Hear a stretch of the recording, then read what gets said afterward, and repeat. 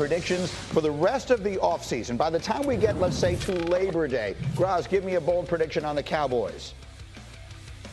Micah Parsons will sign his extension before training camp without any drama. That's my bold prediction.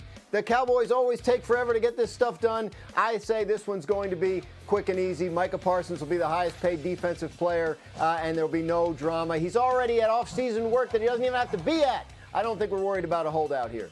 They won't wait until the day of the season opener to announce the big signing this time, Graz? I don't think so. We'll see. Dominique, give me a bold prediction. Graz got too bold. Mine seems not as bold coming in after Graz saying the Cowboys would handle their business without drama, but I'll say Shedeur Sanders will be the starting quarterback for the Browns entering the season.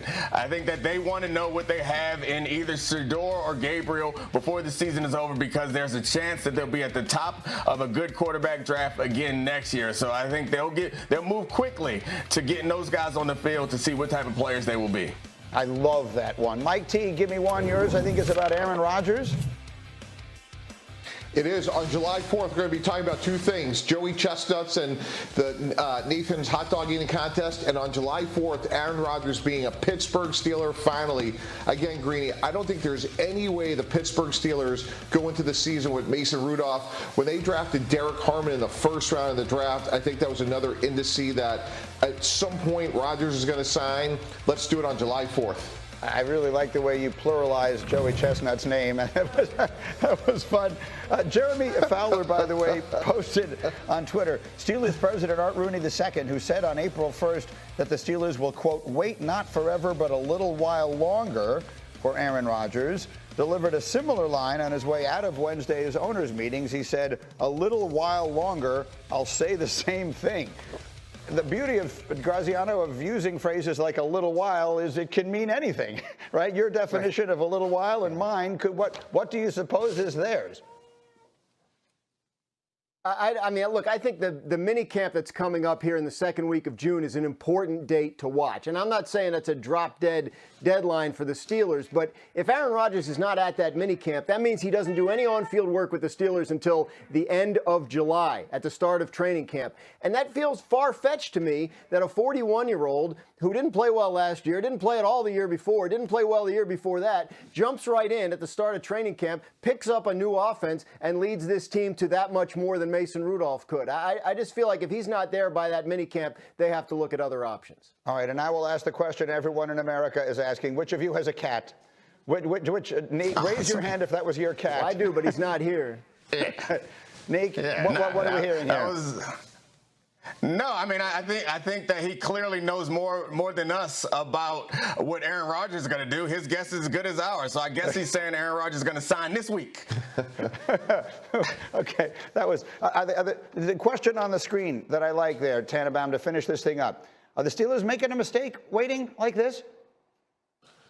Yes, absolutely. Graz's point is extremely accurate, which is this. You need continuity. And look, they have good skill players. I think DK Metcalf's a great receiver. But if you don't have reps, it matters. And you think about Joe Burrow, Lamar Jackson, and all the reps they've had with their starters over the years, they're at a competitive disadvantage. Now, look, Arthur Smith is a good coordinator. They're certainly going to run the ball, play action. But I think they're at a massive disadvantage when you think about the years that Burrow and Lamar Jackson have had compared to presumably what an Aaron Rodgers late June signing would be. Quick take from Michael Wilbon, if I can. To see the question on the screen. Are the Steelers making a mistake waiting here like this for Aaron Rodgers? They're making a mistake if they let him anywhere near their building. What are we talking about? Do people just look at actually what happens in sports? Aaron Rodgers hasn't been relevant as a quarterback in the NFL for 4 or 5 seasons. What are we talking about? The Steelers are not. The hallmark of the Pittsburgh Steelers is not stupidity. It's a smart organization that makes right moves over decades. And they're going to bring Aaron Rodgers in with all his drama into that room? Really? The Mike Tomlin we know, he's going to deal with that nonsense? What? For a guy who can't play. I'm not talking, yes, he will wear a gold jacket. He's earned it. He's not wearing it now. He's not going to play in a gold jacket. The fact that we have now spent this much time talking about Aaron damn Rodgers Memorial Day weekend is insane. Stop with Aaron Rodgers. Stop. Okay, a round of applause. Now, you're wondering why people have been watching PTI for 20 years? Exceptional. There's the answer. Jim Will's going to say, please do not invite him back. Invite back all the time. All right, guys, awesome. Have a great long weekend. To my football crew, thank you. It features, it is called Zero Fox Given, and it is where Dominique Foxworth highlights instances where folks just don't give a you-know-what. Neek, can you please tell Mr. Graziano, Mr. Tannenbaum, and myself who gave Zero Fox this week? Oh, it's the Philadelphia Eagles. They just keep winning. They're Super Bowl champs. They were the best team in football. They're still the best team in football. And they've come out with these T-shirts to talk trash, so their social media team is winning, reminding them that they won the tush-push vote at the owners' meeting. And not only did they do that on social media, they're going to make some money off of it and troll you online by not telling you to click here, but push here to get a tush-push T-shirt. I appreciate, as a cornerback, I appreciate any time people take time to talk trash, and this team deserves it, and they keep doing it in all of our faces. I agree with you. That is the way of the world today. I have zero issue with them saying that. How about Saquon Barkley saying this? In an interview that you will hear right now, Saquon Barkley putting his team's Super Bowl season into perspective. Here's what he said. I firmly believe when you look at our team that we had last year, and I know we're not looking too far into the past, but our team last year, I think we're a top 5 team of all time.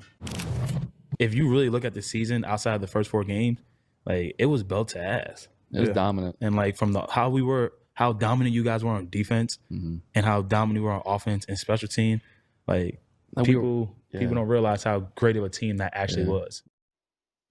Graziano, you're my resident historian. Is there anything to be said about that? To the Eagles, were they legitimately a top 5 team all time? I would think a top 5 team of all time would have had to have the best record in the league in its season, which the Eagles didn't do. They were exceptional. I mean, there's no question about it. They were exceptional on both sides of the ball. They kicked the living you-know-what out of one of the greatest teams we've ever seen in the Super Bowl, right? The Chiefs dynasty. So it is so fun to spend the offseason as the team that won the Super Bowl. Like, it is like you give zero foxes about anything anybody has to say about you. You can troll people with T-shirts. You can say you're one of the greatest teams of all time. Fact of the matter is, we're going to find out. If it's sustainable, they will sustain it. And if not, then, we'll forget Saquon ever said this. But right now, I understand why he feels that good about that team. By the end of the season, they were outstanding. Me too. I know. The Rams had them dead to rights in a playoff game, by the way, in their building. If it hadn't snowed, I still think they would have won it. Let's be realistic here. They're nowhere near one of the 5 greatest teams of all time, but I have no issue with them feeling that way. Winning the championship means never having to say you're sorry. Here is the question that's on the screen that I like. Dominique Foxworth, are the Eagles a dynasty in the making? Do they look like they're going to be the team to beat for the foreseeable future? Absolutely, and saying nowhere near is a bit of a stretch. I think that this team was incredibly dominant. You can't find too many weaknesses in this team. And yeah, every great team has some almost losses and some actual losses. So yeah, it's hard to argue how this team is going to get knocked off other than just football randomness. They're still better than everyone else in football. And also, shout out to the Exciting Whites. That was their podcast, right? You didn't even give them a plug. When Saquon is out there talking trash. Yeah, right? That was them, right? I'm not in any way taking away from what the Eagles did, but if you go back over individual seasons in NFL history and you look at some of the most dominant performances, including one that ended in an undefeated season and the 85 Bears and the 2000 Reds. There are the list of greatest NFL teams of all time, the 84 Montana-led San Francisco 49er teams. We could pick out individual teams here, and that would end this discussion. So, Mike T, the more interesting discussion is what happens going forward. Would you bet on the Eagles becoming a dynasty here, or whatever would constitute a dynasty in the modern age? No, in fact, Greeny, if you said to me the field or the Eagles this year, I'm taking the field, and here's why. They lost 3 really good players on the D-line, Brandon Graham, Milton Williams, Josh Sweat. Now, they have drafted incredibly well. I think Jihad Campbell is going to be a great linebacker for them, but it's really hard to repeat, and when you lose multiple good players at the same position, history tells us that's hard to replace. So I think the Commanders in their own divisions coming with